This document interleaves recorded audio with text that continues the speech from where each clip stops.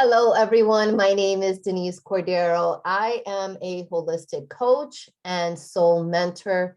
You are tuning into Diving Deep with Denise. This podcast intends to create a sisterhood, a tribe of women that gets to have raw and authentic conversations about all expressions of what it is to be embodied as a woman.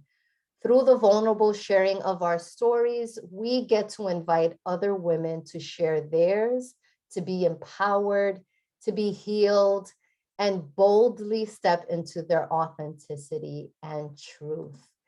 I am so happy because today I have a special guest that I was like so excited to be sharing a conversation with. This is awesome. Her name is Rebeka Maxwell. And I'll introduce her by saying that Rebeka has been on her path as a witch for several years now. Her journey has brought her to accept her gifts while also showing her how to use them to help other women alike. And so this is her journey. Thank you for being here, Rebeka. Of course, Denise. I'm so excited to be here with you. This is going to be so much fun. It is. So I'm going to dive right away into the whole, I think in a previous conversation that we had, I touched upon the whole witch thing. And this is fun for me because I happen to live within a walking distance from Salem, Massachusetts. And so witches is a big thing here. Salem witch trials is a huge thing. I mean, we have museums and a rich history dedicated to the storytelling of witches. And unfortunately, a lot of it, the Inquisition, the killing, the torturing of so-called witches, which was a lot of just women that were gaining knowledge and reading. And it was like against the religion for a woman to have that power, knowledge as power and so forth. But I think it's a beautiful thing because I've personally, even being so close and considering myself a part of the community as well as a healer and as a coach, never spoken to someone that considers themselves a witch. Can you take us on that journey and tell us about it? So my journey really started when I was younger. I had the great chance of, even though my grandfather passed away when I was 6 months old, he was always there. We were always talking. And growing up in a religious household, that was kind of frowned upon. I was, little out of it. So I did suppress that gift for the longest time until I was about 19. When I was 19, I got pregnant with my first daughter. And it was during my C-section when I coded and technically died for 3 hours that I lost kind of control over my gifts and everything came flooding back through. And my grandfather really set me on my journey and said, you can use these gifts, use them for the better. So when I woke up in the hospital, I set it out upon myself to look into what my gifts were and what the heck he was talking about. Yeah. And that got me into doing readings. And it started out, everything was for myself. Learning herbalism to take care of myself was for me. Learning tarot was for me. Everything was for myself. Energy healing, all of it. And I found myself working really in tune with nature, and I got away from my religious roots, I should say. I kind of outgrew them and outgrew the confines of them. So the only term that really stuck after that was witch. And as my friends discovered what I was doing for myself, it became the fun thing to do when I was hanging out with them. And then it just kind of blossomed from there. And the more I did it, the stronger my gifts grew. That is awesome. Now, do you have a particular intention of how you want to use your gifts as you've expanded beyond yourself, beyond your friends? Yes. See, I started my journey alone. I didn't have anyone to go to or talk to. And the first few years is really hard. You're doing shadow work, you're awakening, you're doing all this work on yourself and really growing, and you really need a support system. So I aim myself at helping those that are just awakening, just going through that phase so that they can get to a point where they're confident with their own power. That's beautiful. And I under when you say awakening, I definitely understand that. It a lot of people don't talk about, I think that, let me just step back for a second. A lot of people talk about the beauty, the gift of this being more enlightened and having higher consciousness. But few people talk about the challenges as you're going through awakening. Can you talk more about that? Because I think that it's definitely a shared thing that no one seems to want to talk about, that it's like hard as heck.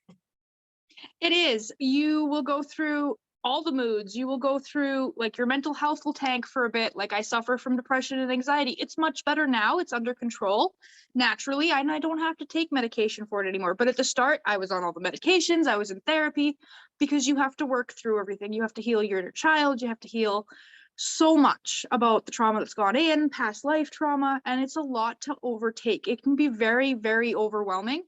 And a lot of people get stuck in that phase. They get stuck in that energy. It takes a lot to work through it.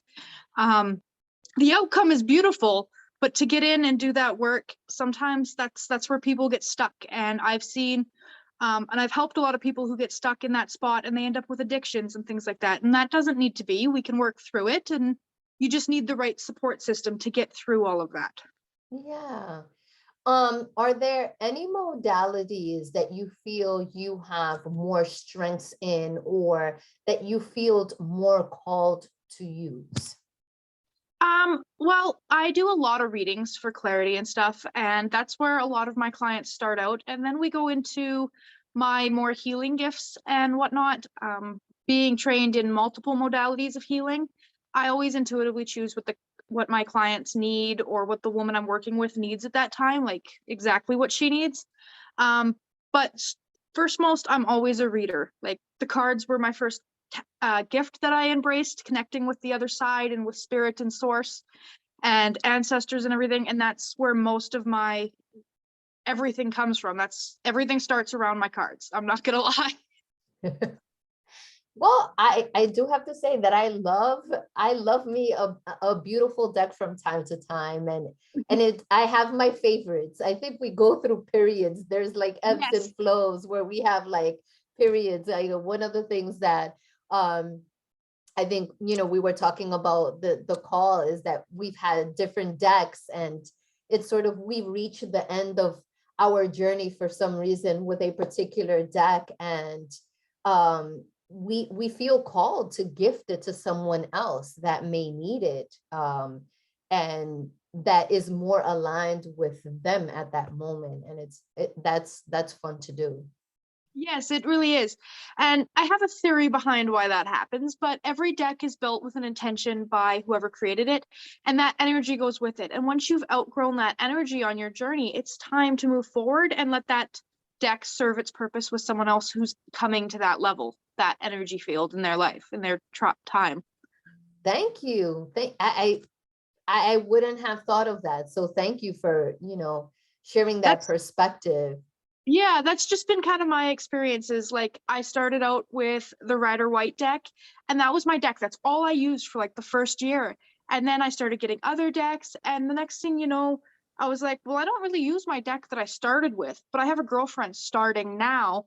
Maybe she can use it. And instantly, same thing. They took off, and now she's multiple decks like I am. Yes. Yeah. So would you say, that there is a dark side to your gifts? Um, At first, when I thought of my gifts, yes, I would have said yes, because I didn't have control over them at first. When everything kind of crashed down there and I lost control over it, it was really hard to regain because I had suppressed it for so many years. So I couldn't go to a cemetery without being overwhelmed. I didn't like going out because I got overwhelmed with anything going on, the energies going on.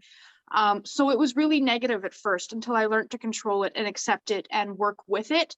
Now looking back, I wouldn't say it was a dark side, but it's felt that way at the time because you don't feel in control. Yeah. Can you walk us through what like an overwhelming day looked like for you? So there would be days where I'd have to go out and run errands or go to a doctor's appointment, and I'd pick up on the energy around people. I could pick up on what was wrong with them, what was going on. I could pick up on who just lost a family member or what was wrong in their relationship. And I'd get bombarded with energy. I'd get bombarded with their spirit guides, their ancestors, everyone trying to channel through me all at once to get messages Wow. through. Yeah. So it became a lot of like migraines, and I spent a lot of time at home, and I kind of, not gonna lie, I became a shut-in for a few years. I didn't want to have people around because it was just too much all at Yeah. once all the time. Wow. Thank you. Thank you for sharing that. So through my own studies and my own journey and really diving deep into energy work and intuition building and um, just psychic strengthening and all these things, one of the things that always came up was intention, intention, intention, intention. And so one of my mentors or teachers talked about the way that we intend to use our gifts, and that permission is very, very important when it comes to working with someone else, helping them heal, or doing a reading for them, or doing doing any type of energy work or that sort of thing. And I remember him saying that the difference between I guess if you want to call it light work and sorcery is the intention. Can you speak a little bit more about that? Whether you share that same the same philosophy or have a different one? I very much so have the same kind of philosophy. I never send energy or do readings for anyone without their consent first. I don't do the psychic spying on what my brother's doing in a town over. I'm very, I like to work within a set ethics. Being trained in energy healing, I kind of took the ethics from all the different modalities I'm trained in and from other psychics and stuff and from what I've learned. And I kind of built my own ethics policy there. Same thing. Baneful magic, sorcery, anything that's against a person's consent or changes their will. I'm not into that. So I understand the intention makes the difference, and that's 100%. And I'm always with the highest intentions for my clients, and I ask them to come into a session with the highest intent for themselves as well, because that makes all the difference. Beautiful. Thank you so much. I think that that's so important to really set that distinction apart, because again, why I started with the whole thing with the witch and developing more and having a better understanding not only of your gifts and what you do, and it is that I think that there's a lot of stereotype around what a witch is and what a witch does and so forth. And of course we have obviously the Hollywood version of The fun version, as my kids say. the Hollywood version of what a witch is. So it's so important to sort of sift through all the stuff that is not real, or the preconceived notions or stereotypes that exist out there, so that we can understand that that this is really the beautiful light work that you're doing and the healing gifts that you have, and how you help people, and that it's the name is almost really insignificant, but it's the intention and the work that you're doing. Yes, yes, definitely. Yeah, which is So awesome. there is so many stereotypes around the term witch nowadays, and even before in the past. But I embrace it openly because that's what I am. Back in the day, I probably would have been one of the ones in Salem being persecuted because I love learning. I've always got a book in my bag. I'm collecting, I'm horrible. I keep baskets in my car to go and like forage sticks and stuff when I'm at so I embrace the term openly, and I try to educate as many people as possible that we're not terrible. We're just your neighbor down the street. Yes, thank you, thank you. So going back to, the people that you're helping, and it's many of the people that basically are at the beginning of their path, that are discovering, wow, I have something here. I have these gifts, but I don't know how to navigate these issues or what's going on with me. Can you give me your understanding of, is this something that we all possessed, and we possess but have suppressed it somehow, or have been conditioned not to have? Do you think that there's some people that are more attuned to others? What's going on? Because I feel that more and more and more there are people who are in this process of ascension. And you hear a lot the terminology from 3D to 5D that are tapped in some way, whether it's clairvoyance, whether it's clairaudient, whether it's clairsentient, but it just going back inward again and tapping into our intuition, which is kind of like the seed or the jump point to other gifts like mediumship and channeling and all these other things. I strongly believe everyone has the ability to connect to source, spirit, whatever you want to call that energy, that original energy. But if you look at how history has treated anyone that has tapped into that, I believe that we were all conditioned and taught to suppress it, that being different wasn't okay, and that we all had to be a certain way. And I'm not okay with normal. Because there's no such thing as normal. Everyone's idea of normal is different. So we've all Yes. just been conditioned to suppress that. But if you look back at like the Aztecs or the Egyptians, they were much more higher in tuned with that. But it ended up getting, suppressed and set off to the side, and they're no longer here. So I think it's something that everyone can tap into. They just need to have the support and go through the process and heal themselves, raise their vibrations, their frequencies, and they'll find that they have many gifts themselves. Nice. What is often sort of the crisis or the issue or the problem that you see in your clients when they're like newly discovered something is off, something is going on? Most of the time, it's been childhood traumas go on because they were bullied, because they were different, or there was issues at home and they suppressed them and suppress their feelings, and that mutes everything. When you hold everything in, you don't get to expand. Your soul doesn't get to grow to its full potential. And that's where a lot of my clients are starting, is they're starting out, they want to heal their past. They don't want to have that trauma anymore. They want to move past that. And that is really the first stepping stone, is accepting that, yeah, this everything bad happened, but it's for a reason, and I'm going to learn from it and grow from it. Nice. Nice. So at this point, I want to move sort of into the next section of our episode, which is just asking you these questions I like to ask all of my guests, and it's diving deeper into who you are and sort of what you've been through. How did you get from point A to point B? Because I think it's so important that we are able to tell our stories. And not only that, but to be able to talk about that not everything is that pot of gold at the end of the rainbow, that to get there were steps that we had to take for our growth.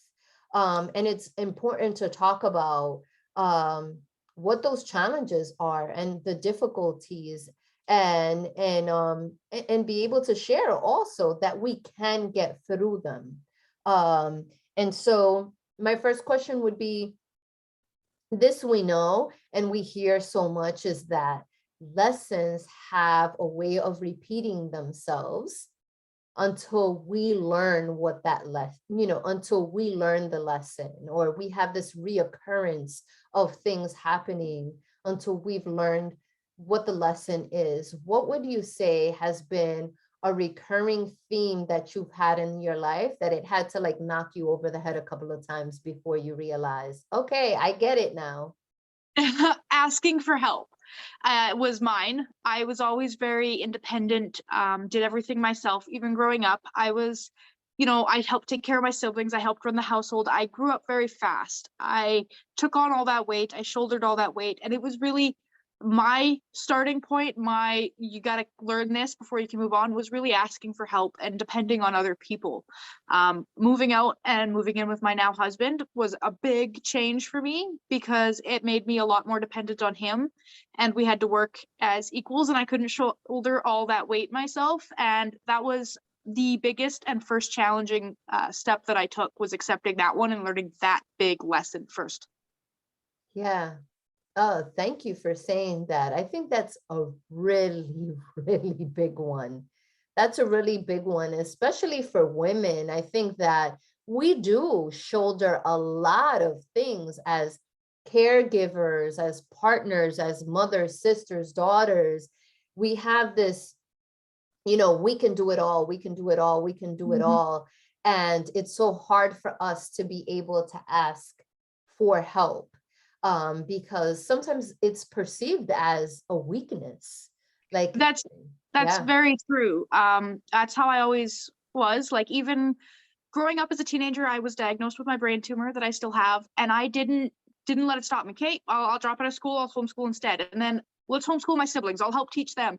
And I didn't ask for help, and I didn't take care of myself. And that really was my first lesson. All right, we've literally thrown you a brain tumor and you're still ignoring and asking for help. So later in my adult life, when I was living with my husband and whatnot, that's when we really got into using natural medicines to help treat the brain tumor and the migraines that they were causing. And that was kind of my first big push to ask for help, was his help on that. Yeah. And it really set everything else kind of in motion after that.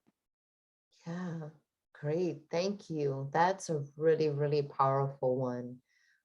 So thank you for sharing that. What is the hardest thing that you ever had to overcome in your life?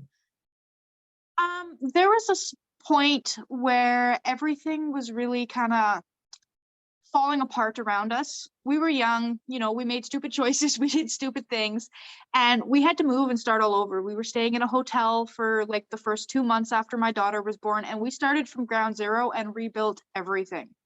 But that was what we needed. We needed to rebuild, to restructure, and to grow and to challenge ourselves that way. So as hard as it was, I'm very glad we went through it. So me and him are stronger together. I have furthered myself down my path. It was during that time that I really started to accept my gifts and step into them. And it's gotten us to where we are today, in a much better place. That is awesome. Thank you. What would you say to people that they let fear, a fear of what could happen, limit that growth, and not facing those challenges head on? I mean, you so beautifully said it. You kind of went through a very difficult period and you came out on the other side. Like, you learned so much from the experience. Yes, and I have to say that it was definitely support that got me through that. And I always tell everyone, the first thing you need to do is build a support, whether it's your psychic, your neighbor down the road, whoever it is. You need to have that support. And that's what me and my husband were for each other. And that's really what got us through that time, was just being there for each other and helping each other grow and work through it. Yeah, that's great. Thank you. What inspires you? What inspires me? Well, I'm going to be completely honest, my daughters. I have two little girls and I want nothing but the best for them. I want them to go to college. I want them to have the best life possible. And I want to show them that you can do it and still be different from the norm. You can have all the things and be your weird normal self, crazy self at the same time. So I really try to be like my authentic self with them and be the best parent and be the best possible person for them and show them what you can do when you tap into your gifts. That's awesome. Have you seen those gifts come out in your daughters? Well, my daughters are only 5 and 2, so they haven't shown too much, but they are both right in here. They both go outside and collect sticks and twigs with me and crystals, and they're right into it. So I'm sure that they'll come and grow up with those gifts eventually. Oh, that's beautiful. And that they have a mom that will support them and nurture them and they can embrace it at a very young age. I think that that's important. That'll set them off so much further having that support right off the bat. They'll outgrow me by leaps and bounds. I know that for sure. That's awesome. That's awesome. Yes. So my next question is there a legacy that you would like to be remembered for? Just helping others. I wear my heart on my sleeve. I'm there every time someone needs me. I'm the first one there to show up, and that's how I like to be seen. That's how I like to be remembered, was the one that was helping, the one that was there to get you through. I'm very much so the mama bear energy. And I don't mind if that's all I'm remembered for, is being the mama witch of the town. That I'm okay with. That's awesome. That's great. More power to you. That's great. And is there something that I didn't think of, that I didn't ask, that you would like to share with our audience? Just that no matter what the situation, there's always a way out of it. Just look at what's going on around. Look what's being presented to you. Face it. Don't let fear override you. And you've got this. Hang in there. It gets better. It really does. That's awesome. Thank you. Thank you. Thank you. So Rebeka, can you provide your information? How can people get in touch with you, get a hold of you, set up a consultation? What does that look like? So doesn't matter. I'm on most social media platforms and I have my website. If you just Google Woodland Witch Wellness, you will find me. I pop right up. I'm on Facebook, Instagram, TikTok. And I also, like I said, have my own website going on there as well.